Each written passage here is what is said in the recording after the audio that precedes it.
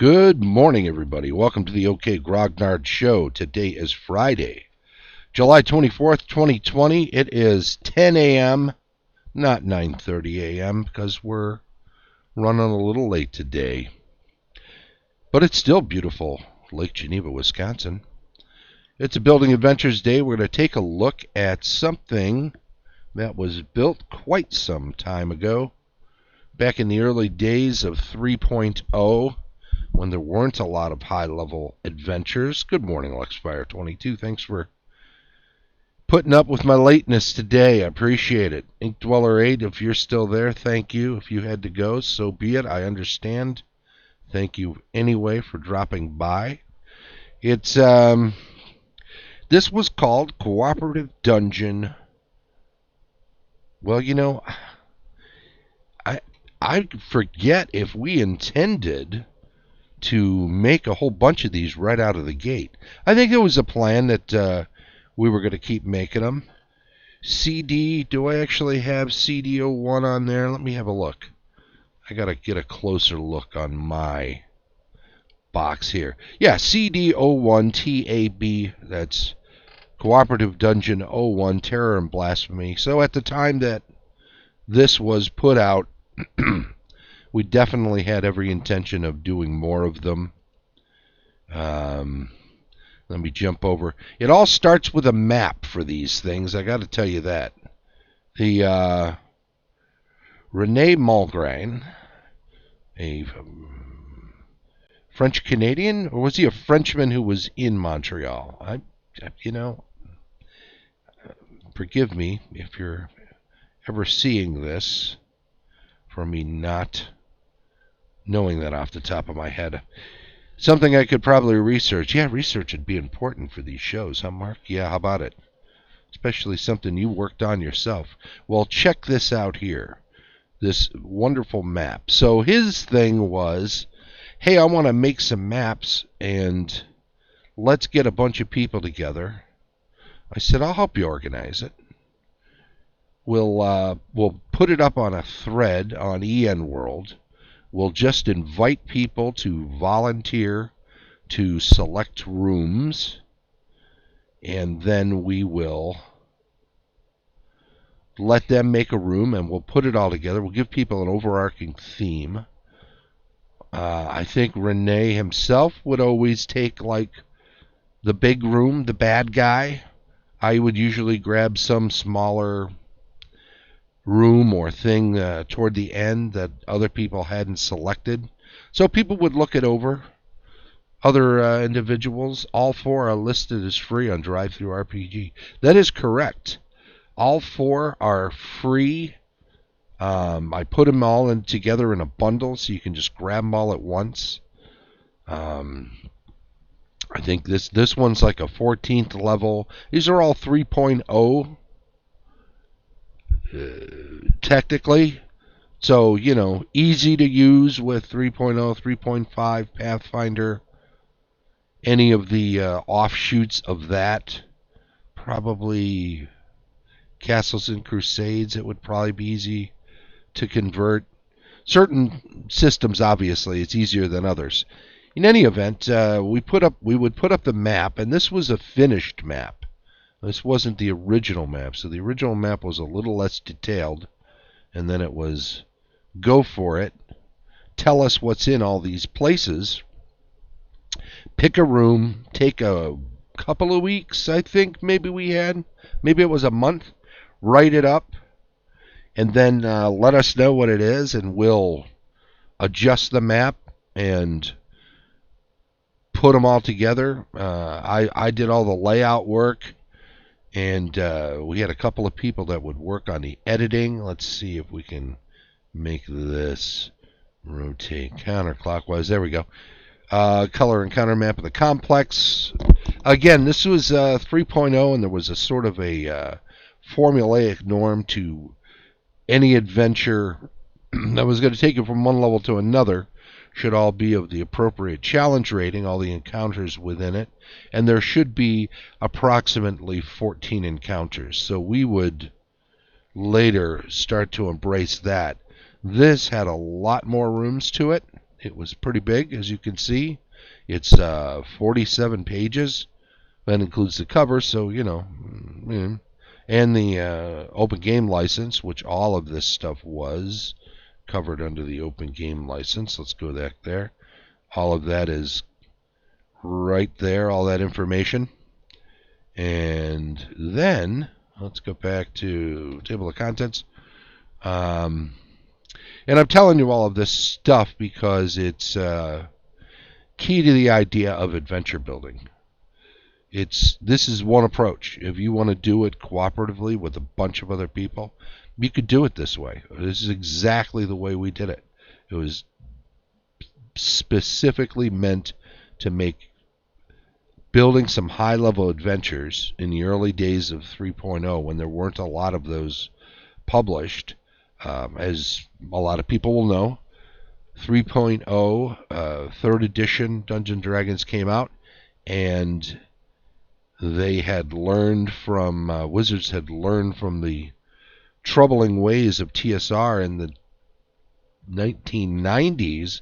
They got a bit too much in debt because they tried to create too many settings and have too many adventures and too many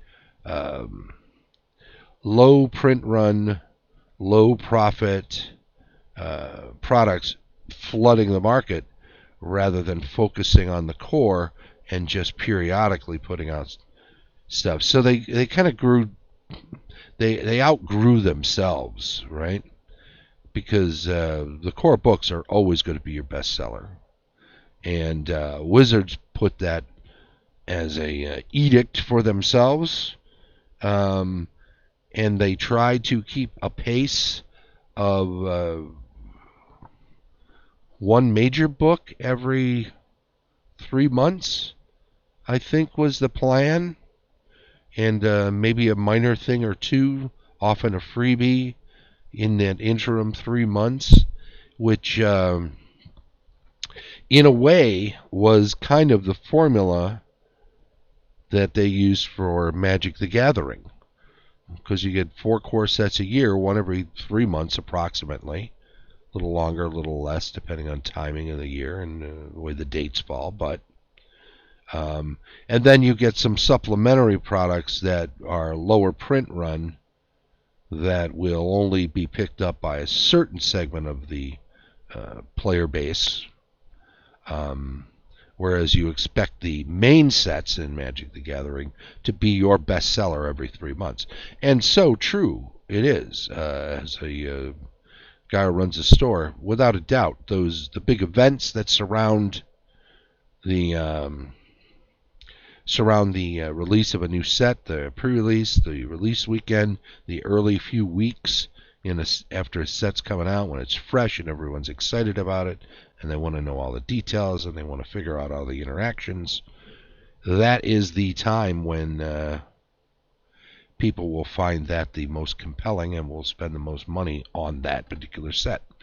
Very true too with their plan. Early on, it worked very well. The core books was their main thing, and they opened it up with the open game license with the intent that people, third-party publishers, would be putting out things like this adventure, smaller stuff that would be smaller print run, that is still time-consuming to make, that would therefore be lower profit. And if they could get a third-party publishing core to do all the twos and fews, all the smaller products, then they didn't have to, and it would all drive sales of core books. That was the plan anyway. So here we go with the fact that there aren't a lot of high-level adventures, and collectively decided to put together a 14-level adventure. And we've got all of these rooms and everything that you saw. And of course, let's move along. There we go. Forward, Rene Mongrain. EN World is an experiment as we decided to try. 122003. We called ourselves the Rat Bastard DMs, apparently. I'd forgotten about that. Last room was posted 27 days later on January 15th, 04. So I thought this was even earlier, but that makes this a 3.5 effort, not a 3.0 effort. Nonetheless, still true that there were fewer adventures out there and available. Look at that. Curtis Bennett, Matthew Breen, Benjamin D. Buckner, John Carroll, Werner Hager, pardon me, Kendall Young, Lucas, Martin, Brian Park, Charles Williams, Phineas Crow, and Fenork de Sporg. That's a funny name. Who else working on it up here? Alan Palmer, Chris Salzer, Chris Scaturo, Anthony Heeman, and Merrick Spielman. There you go. And of course Renee and myself. Shalom. All right. He was the overall.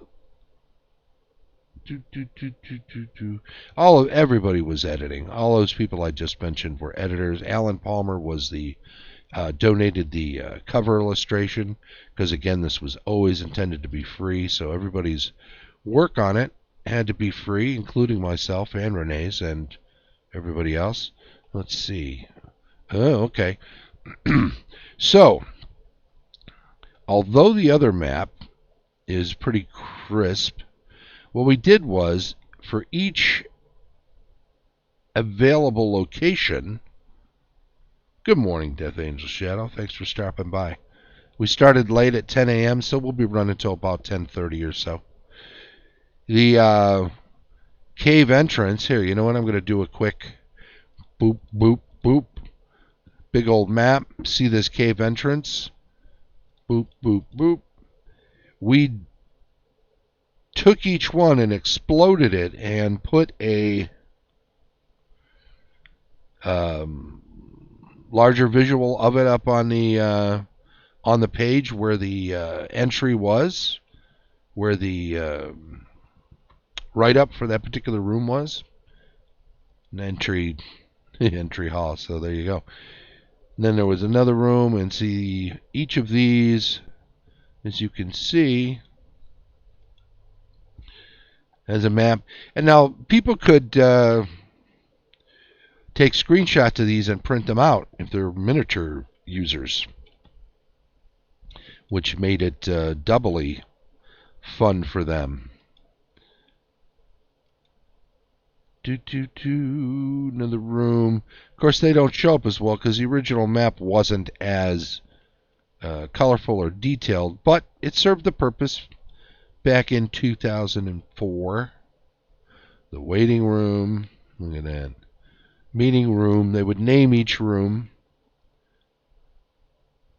and a contribution to that person was put into under there. That's a pretty big area too, but it was all connected, right? It's dormitories. So he picked up all of these as a way of knocking them out together, which is good. They're effectively all one encounter area. There's just a lot to it, space-wise. The gate room there. Infested larder. Nailed to the door with a rusty iron spike as a parchment note written in unusual letters. The note is written in Abyssal, a language of the abyss, and it simply says, "Stay out." It's a warning, because the fiendish giant wasps are in there, as you will discover if you don't stay out. Cargo the Defiler. So this fellow, this half-fiend orc barbarian of 12th level, is the fellow who's pictured on the cover. Right? Now, what's nifty about this adventure, kobolds there, not so tough. What do we got here? Ah, yes.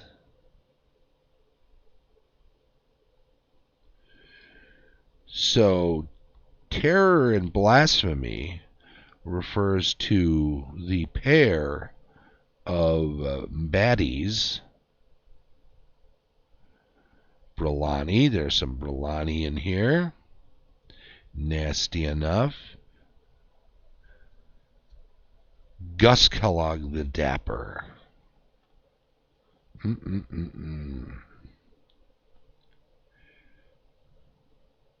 So that half-fiend orc barbarian is the terror. Dapper. Bard 8, Barbarian 2. Pretty tough guy here.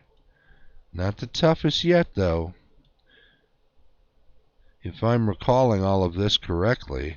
Ooh, a half-fiend green hag, cleric 8. Yeah, there were some strange combinations, strange builds for 3rd edition that you wouldn't find in other things. I wonder if anybody, somebody probably has, tried to put templates on 1st edition monsters so you could make them individually more unique and tougher.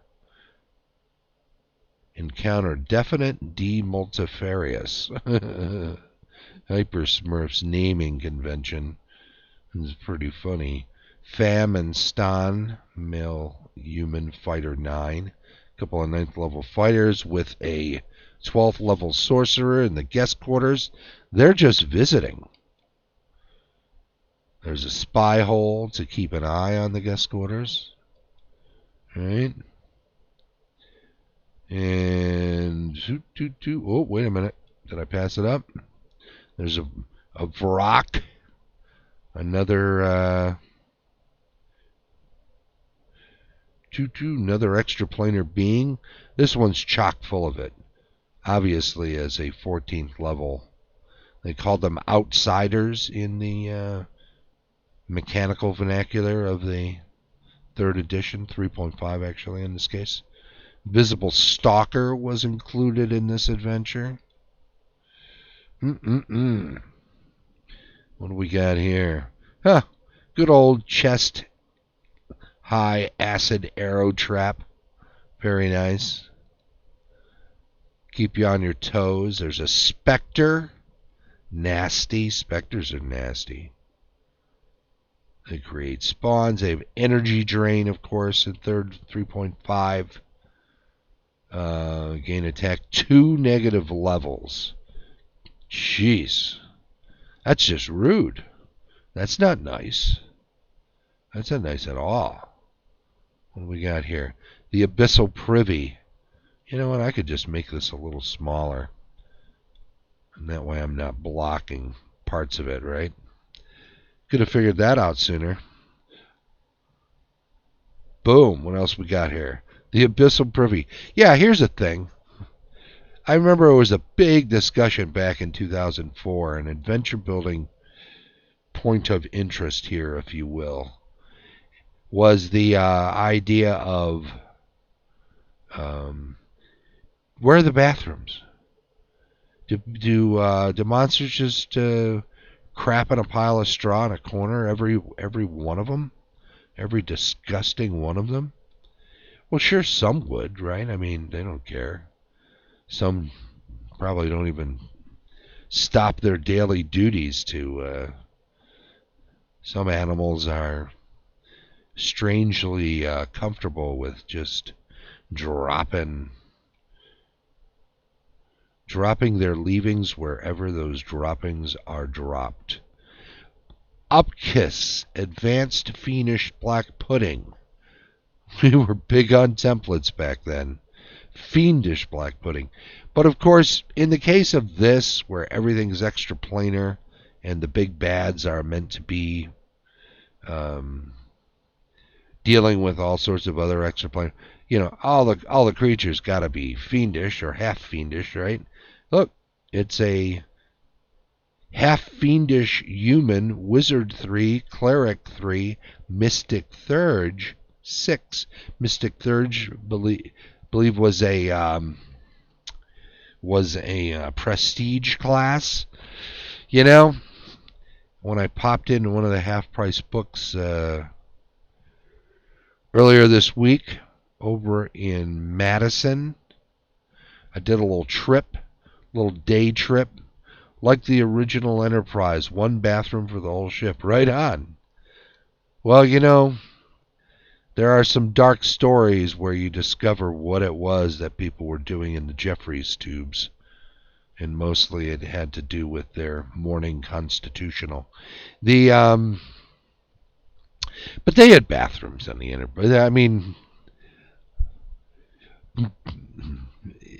insofar as every now and then you'd have some character in their quarters that needed to look into a mirror, and they would go into a adjacent smaller room where you'd see them standing in front of a mirror. You wouldn't get to see any of the other fixtures in that small room, but I think the implication was that every quarters had a little bathroom. I don't recall there being a door. Certainly there was no open and closed door with a handle, right? And I didn't hear any when a door would open and close for someone to go inside. And you would think there would need to be some sort of verbal command of computer, someone's in here, would be like the command, right? And then it would lock the door so no one else could walk in. I guess they figured out how to use the 3 seashells. There you go. It's a those fill up fast, though. I think we've got this creature here. That's their chamber. So there's all these crazy tough individuals in this complex, and they all. Oh, there's another Glabrizu, another demon. Just so many demons in this adventure. Here we go.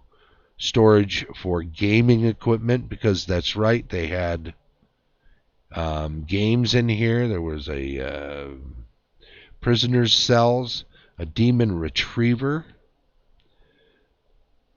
kind of for a jailer there, apparently. There was a halfling who was in one of the cages, right? So you could free this halfling and get him to be your sidekick or a hireling or what have you, an NPC buddy. He's an 8th level rogue, thief, whatever. Trophy room, kind of a neat little use. There's the game court. So it was sort of a arena combat sort of a thing. Advanced violet fungus, that'll keep them in line.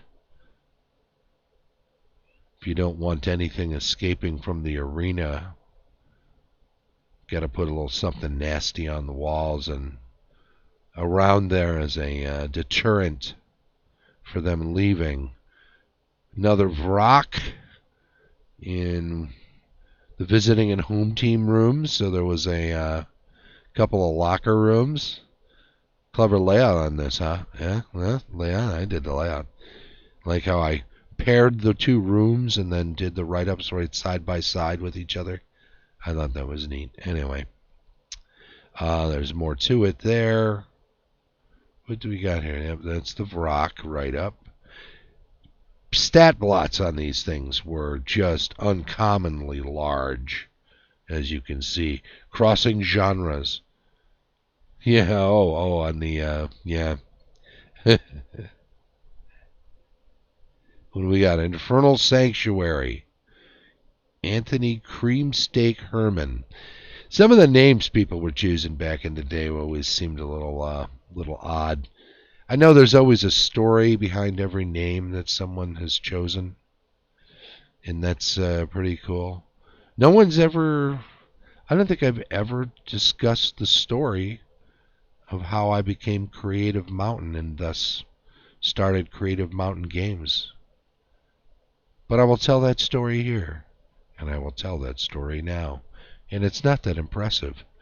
But back in the 90s, I think I was still on Lincoln Avenue in Chicago. In that little studio apartment with French doors overlooking the avenue around the corner from the Park West. That was a great place. That was a place that was so close to the Lincoln Park Zoo that sometimes in the summer when you'd sleep with the windows open, every now and then you'd hear the roar of a lion, and you have to consciously try not to crap the bed. Because there's something instinctive when you hear a lion roar, and it sounds like it's very close. There's something that makes you feel like maybe you should be evacuating so you can take flight. Anyhow, AOL was the thing back then. At least that was what was available in that part of Chicago. There weren't a lot of options. It was dial-up. It was not good. But they required not a screen name, but their email address could be up to 16 characters. So I tried to think of 2 8-character words that would be a compelling sort of gaming name that could become the name of a game company, because I was already on that route. This was the 90s. Now I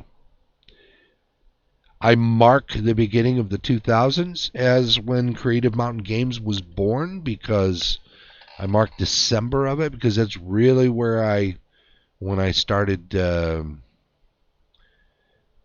putting stuff together to give away and or sell, was in December of 2000, which is why this December, just 5 months from now, will be the 20th anniversary of Creative Mountain Games, which seems weird. It doesn't seem anywhere near like it's been that long. Creative and Mountain, 2 8-letter words that created a 16-letter Creative Mountain at AOL.com. Used to be my first Creative Mountain email address. And that's why, simply because of the number of letters. Is that so stupid or what?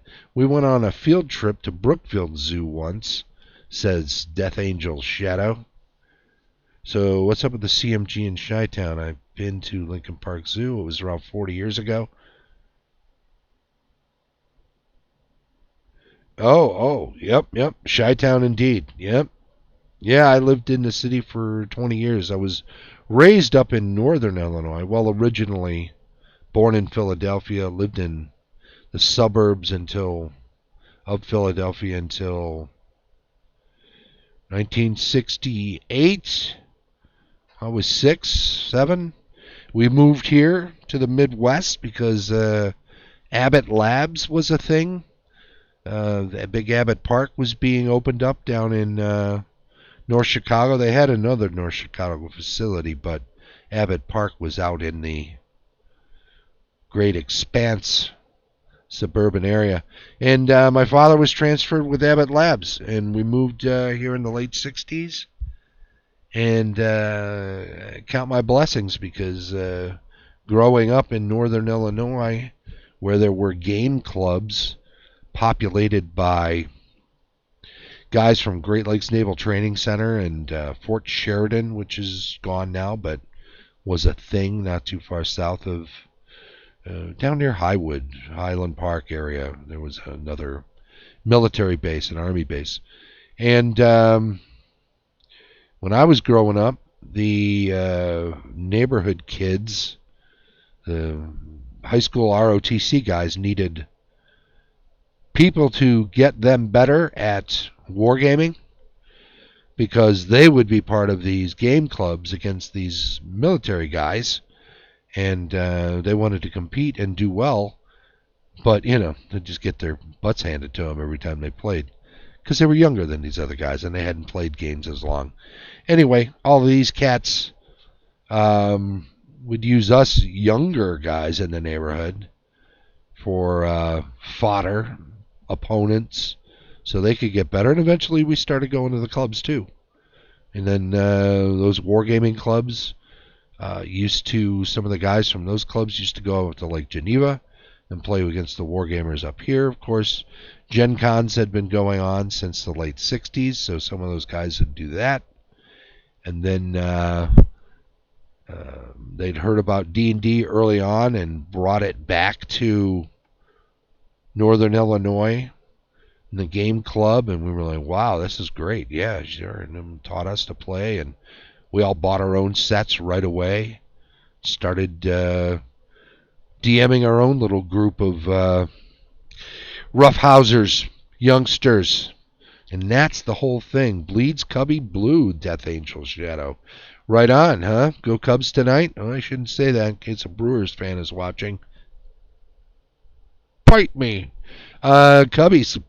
Gotta say, I moved up here 7 years ago, and I can get away with rooting for my Cubs in Lake Geneva because there's a lot of transplants, but there's still not much room for Bears fans up here. Not that I was really much of a Bears fan after they signed Cutler for that long deal. But, Gary and, of course, his sons are all big Bears fans.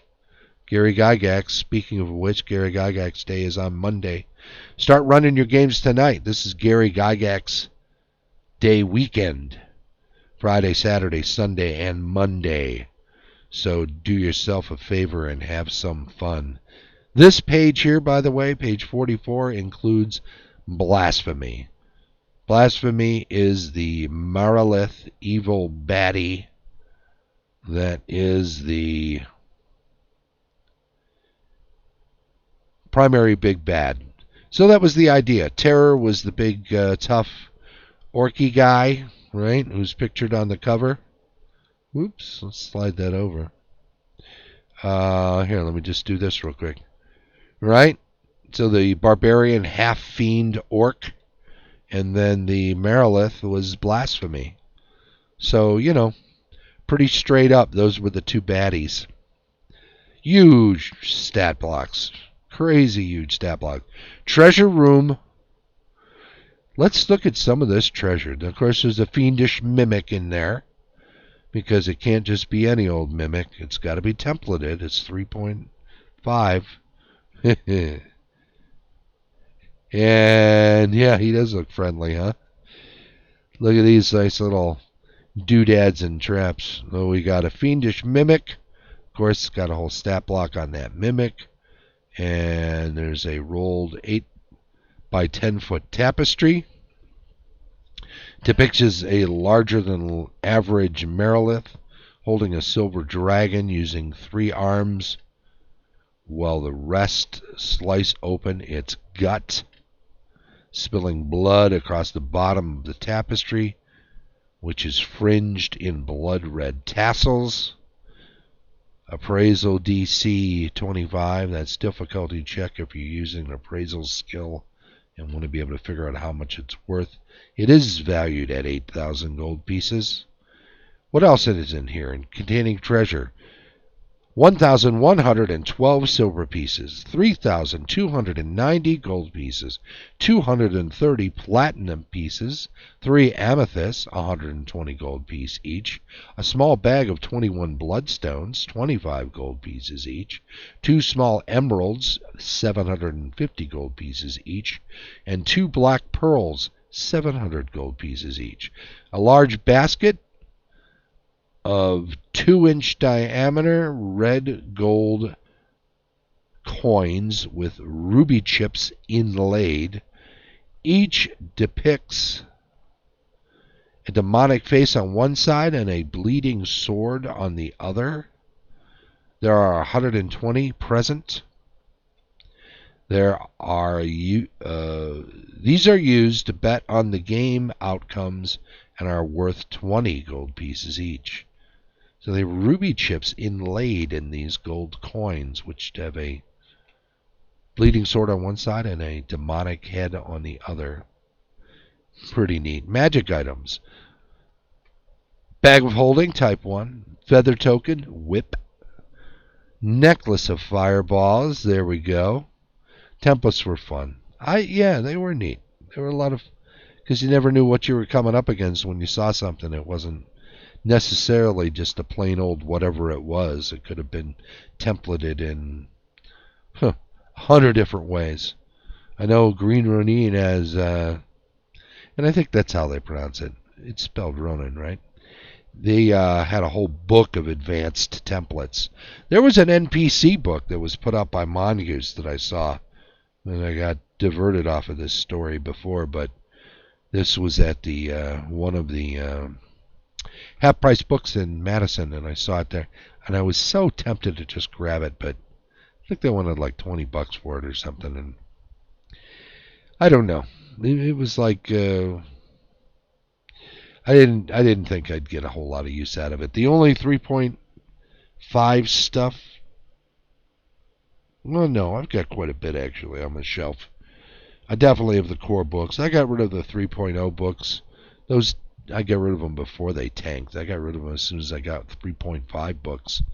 When people were still, oh, nobody will buy 3.5. I'm sticking with 3.0. Oh, you're selling your books? I'll buy them. I think they're like a dime a dozen 3.0 books now. Everybody kind of switched over. Why not? It was a little cleaner all around. All the errata was incorporated in areas where they didn't actually make any changes. At least they fixed some of the mistakes.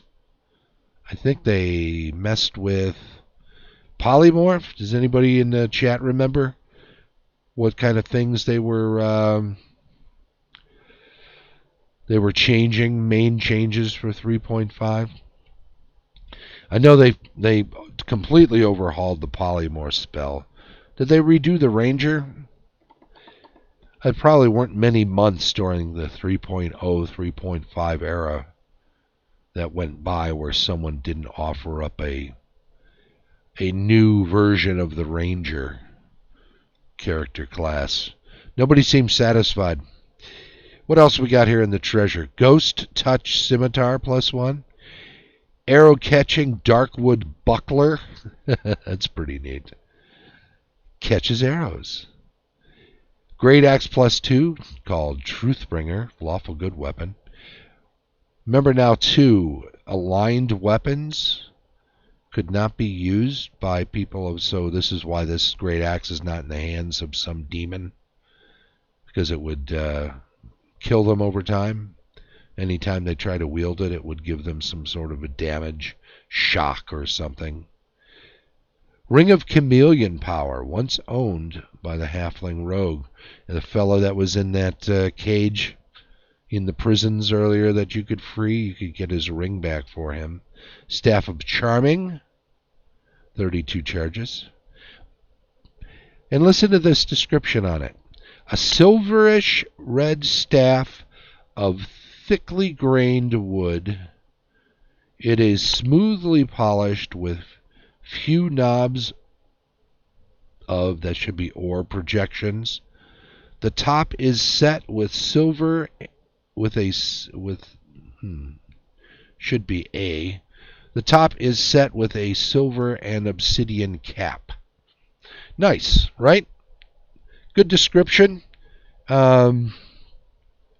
It beats the hell out of telling somebody there's a staff because they don't know nothing about it. Perhaps they have a detect magic going, but they have not 3.5 identified the staff at the point when they just first see it. So giving it a fancy description kind of points up that this is something special. There's a adventure building tip for you. A belt of dwarven kind. Appears as a wide, heavy leather belt.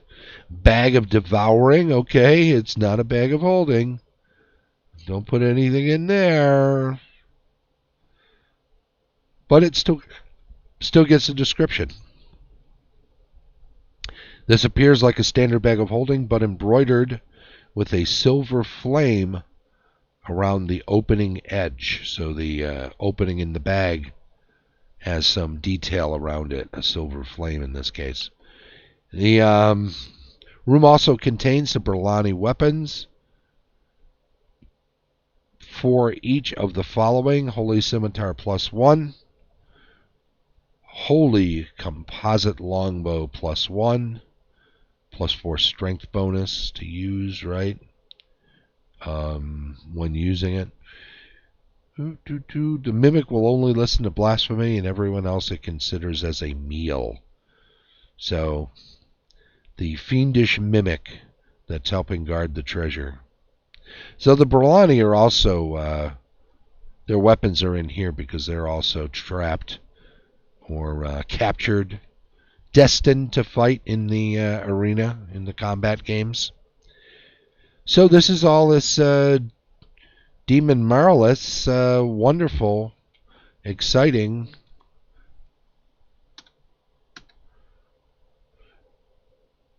little place, compound.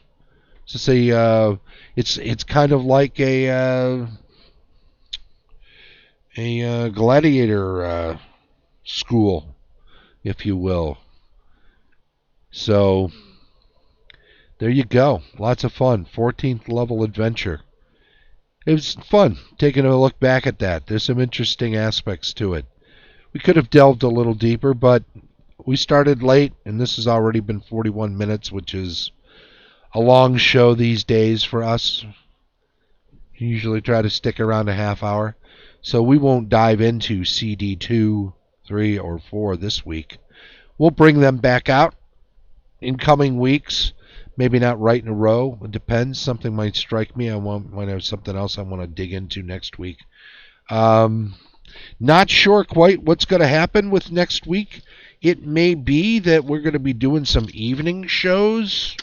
Keep that in mind if you're a regular here, that Monday and onward through the week, Monday through Friday, we may do some evening shows. I don't know. I don't know for sure yet. I'll know Sunday. I've got some, I'll make it official. I'll post in the group. But here's a heads up. So if you're around Death Angel Shadow and others are around on Monday, you might let them know in case they missed the announcements. I don't know. I'll keep mentioning it. I've mentioned it before. I've got 2 more chances, tomorrow and Sunday, to mention it again to anybody who's a regular, so we'll see. I want to thank everybody who is following the channel and for chiming in on the stream chat when you get the chance. It's very kind of you to do so. It also gets you into the list for the weekly giveaway, which we do. Just a little gift, just a little something for somebody at random who has spoken up in the stream chat, who's also a follower of the channel. Next week, we're going to keep doing these. We're going to keep doing these Gamehole Con badges. They're very popular. They're easy enough for me to do. They're not super expensive. So, and you know what? It's going to be a lot of fun getting a chance to game with a lot of people that are followers on the channel here. But this weekend, get a game in. Gary Gygax Day weekend, all weekend. Tonight, tomorrow, Sunday, Monday is the actual Gary Gygax Day. That would have been the 82nd anniversary of his birth, so 1938, July 27th. Make sure you're having fun. Schedule was slightly adjusted as of yesterday, I think we started, right? With the game running tips on Thursdays. Building adventures, we're not necessarily going to focus so much on virtual tabletop. Just broaden the topic to all adventures. DM reviews, we broadened that. Not just cartoons anymore, but also books and other things that are of interest. And of interest as a DM. So kind of with a DM perspective. We'll be looking at stuff, not necessarily actual game stuff. Sometimes more inspirational stuff, much in the way like when you look at a cartoon, what can you glean from it for your game, that sort of thing. When you look at this book or these images, this whatever, what can you file the serial numbers off of and import to your game. Rules Retrospective is on Sunday. The weekly news and announcements on Monday. Cartography and World Building Tuesday. Campaign discussion, often with a focus on my own setting of Grimwald, on Wednesday. And game running tips on Thursday. Thank you so much, everybody. I appreciate it. If you're picking up on this on YouTube, please do subscribe to the channel and make sure you give us a thumbs up if you're there and watching something, if you would, please. That'd be very kind. If you're interested in giving us some feedback, please do make a comment. Constructive criticism, always welcome. And I thank you in all ways. Have a great day. Enjoy your weekend. Hopefully I'll see you 9:30 tomorrow. Take care. Bye-bye.